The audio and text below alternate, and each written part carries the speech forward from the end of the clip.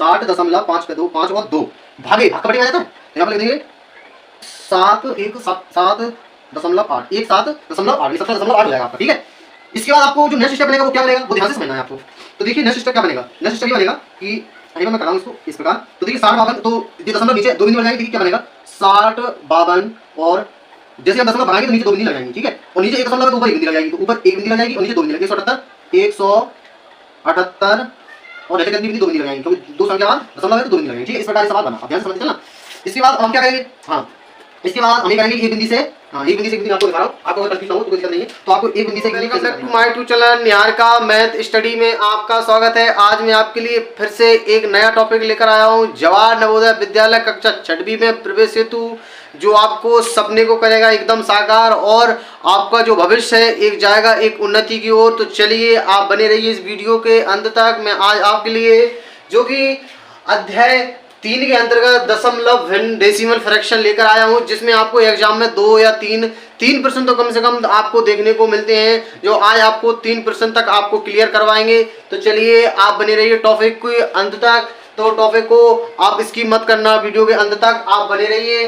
तो चलिए चलते हैं हम अपने टॉपिक की ओर। तो आपको ध्यान से समझना है कि देखिए ये लिखा है 178 गुणा 34 बराबर 60 52, यानी 6052 है तो 60.52 भागे 78.8 का मान क्या होगा। मतलब आपको समझना है ध्यान से, ये बहुत ही लॉजिकल सवाल है और इसी प्रकार के सवाल आपको पेपर में देखने को मिलते हैं। अब आप पेपर में ऐसा करोगे कि इनका गुणा कर लोगे, इसके बाद इसमें क्या करोगे भाग दे दोगे, फिर इसके बाद इसको क्या करोगे।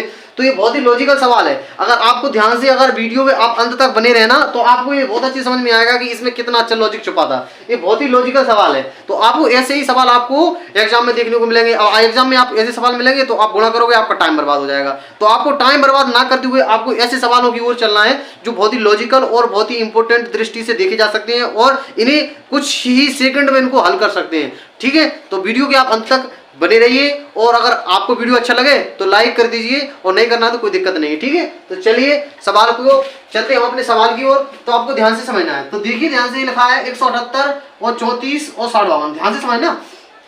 60 52 वहीं पर रहने दो, 60 52 है वहीं पर रहने दो। तो देखिए ध्यान से, तो ऐसा लिखते हैं, पहले पूरा सवाल लिख लेते हैं तब सही रहेगा। 178 गुणा 34 और बराबर में आए आपका 60 और 5 पे 2 52, जी वहीं पर रहेगा। 178 गुणा में लगा दो, कहाँ पे जाएगा भाग में चला जाएगा।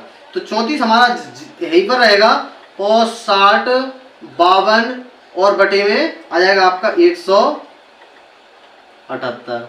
ठीक है, गुणा का भाग में जाता है, गुणा का आप भाग में जाता है, ये तो आप भली भांति जानते हो। ठीक है, क्योंकि आप कक्षा 6वीं तक आ गए हो, कक्षा 5वीं में आपने कक्षा 4वीं में खूब जो आपसे पक्षांतर पढ़े होंगे। अगर नहीं पढ़ा है तो कोई दिक्कत नहीं है, आपको डिस्क्रिप्शन में मेरी लिंक मिल जाएगी प्लेलिस्ट की। तो आप प्लेलिस्ट के माध्यम से मेरी जो भी वीडियो दी है, आप वीडियो के आधार पर आप पक्षांतर कर सकते हो। पक्षांतर करना किस प्रकार करते हैं, प्लस का माइनस में, माइनस का प्लस में, भाग का गुणा में और गुणा का भाग में, किस प्रकार जो संख्या जाती हैं उनको मैंने अपनी प्ले लिस्ट में वीडियो के माध्यम से प्रोवाइड करवा दिया है आपको, तो आप देख सकते हो। ठीक है, और अगर आप वीडियो अच्छी लगे तो जाते जाते लाइक जरूर कर देना। ठीक है, तो चलिए चलते हम अपने टॉपिक की ओर, ध्यान से समझना।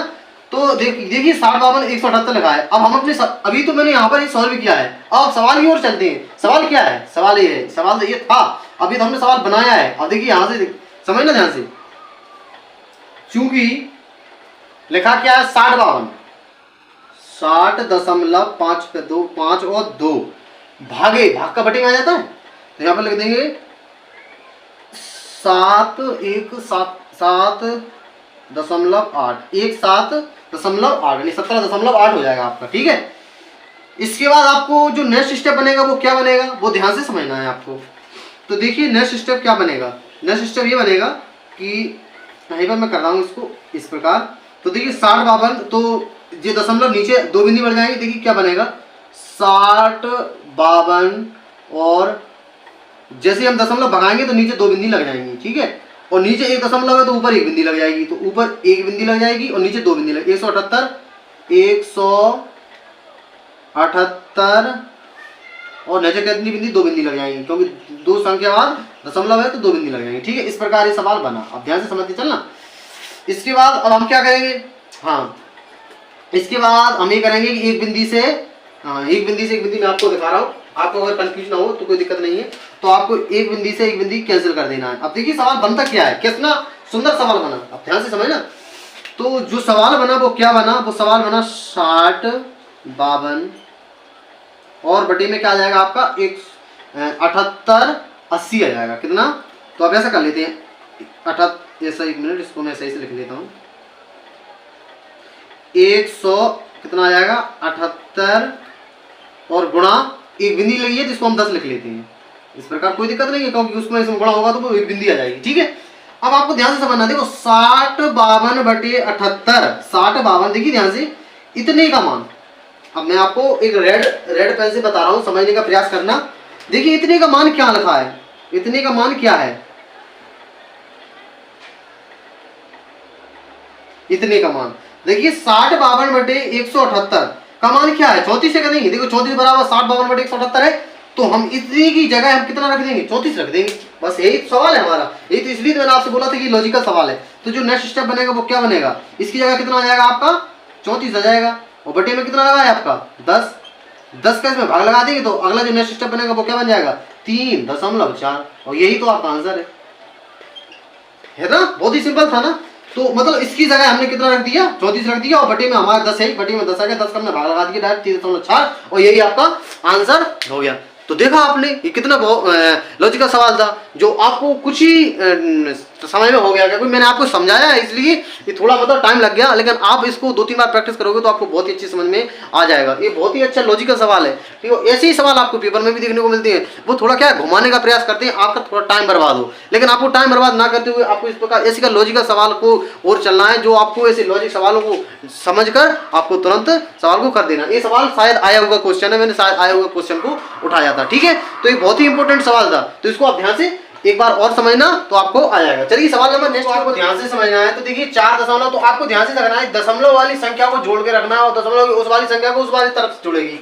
जैसे 4 लिखा है, 4 लिखा है, 4.44 लिखा है, 4.4 लिखा है, 4.04 और ये 4 तो ये देखिए 404 जी है और 4 इसमें ऐड हो जाएगा, 44 में ऐड हो जाएगा और 4 इसमें ऐड हो जाएगा और 4 इसमें ऐड हो जाएगा। देखिए किस प्रकार हम इसको ऐड करेंगे उसको आपको ध्यान से समझना है। तो ये तो बहुत ही सिंपल है, कोई दिक्कत नहीं है, तो आपको ध्यान से समझना है। तो देखिए आपको मैं आपसे ये समझा रहा हूँ कि देखिए 44 है, जैसे 444 है तो 44 में आपका ऐड होगा कितना, आपका 44 है, 44 में जैसे ही आपका कितना ऐड होगा, आपका 44 में देखिए 4 जी ऐड होगा और 4 जी, तो 8 हो जाएगा ऐड। तो 44 में आपका 8 ऐड हो जाएगा तो आपका कितना हो जाएगा, तो 44 में जैसे ही आपका 8 ऐड होगा तो आपका हो जाएगा आपका कितना 52 54 हो जाएगा। ठीक है, तो आपका 54 हो जाएगा और इसके बाद 4 जी ऐड हो जाएगा तो 54 और जो हो जाएगा आपका 60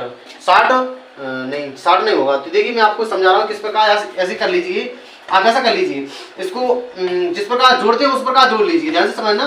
पहले लिखेंगे आप इस 4 को लिख लीजिए, ये हो जाएगा आपका 4, इसके बाद 4.4 आ जाएगा तो 4.4 और 4 हो जाएगा। इसके बाद देखिए 4.4 हो जाएगा तो देखिए 4 और 0.4 हो जाएगा तो ये 4 आ जाएगा। इसके बाद देखिए 4.04 हो जाएगा, 4.0 और 4 हो जाएगा, यहाँ पर कुछ नहीं है तो 0 मान लेते हैं।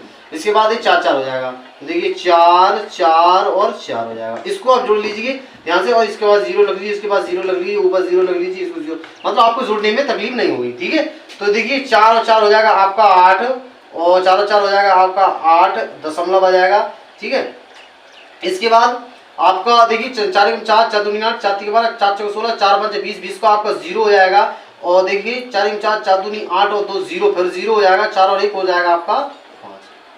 तो ये आपका कितना आ गया 500.88, कितना आ गया आपका 500.88 और यही आपका आंसर हो जाएगा। ठीक है, तो दशमलव किस प्रकार फ्रैक्शन जुड़ता है वही आपको मैं समझाने का प्रयास कर रहा था कि दशमलव के फ्रैक्शन को किस प्रकार जुड़ते हैं। मतलब दशमलव वाली बड़ी संख्या है तो इस तरफ रखेंगे, उस छोटी वाली है तो उस तरफ रखेंगे और विधिवत उसको जोड़ लेंगे, तो कोई दिक्कत नहीं है, आपको इतना तो आता होगा। ठीक है, ऐसी मैं आपसे आशा कर रहा हूँ। तो चलिए मिलते हैं इसके नेक्स्ट वीडियो में किसी अच्छी सी टॉपिक के साथ, और अगर आपको वीडियो अच्छा लगे तो लाइक करना जरूर ना भूलें, और नहीं करते तो कोई दिक्कत नहीं है, आपकी इच्छा।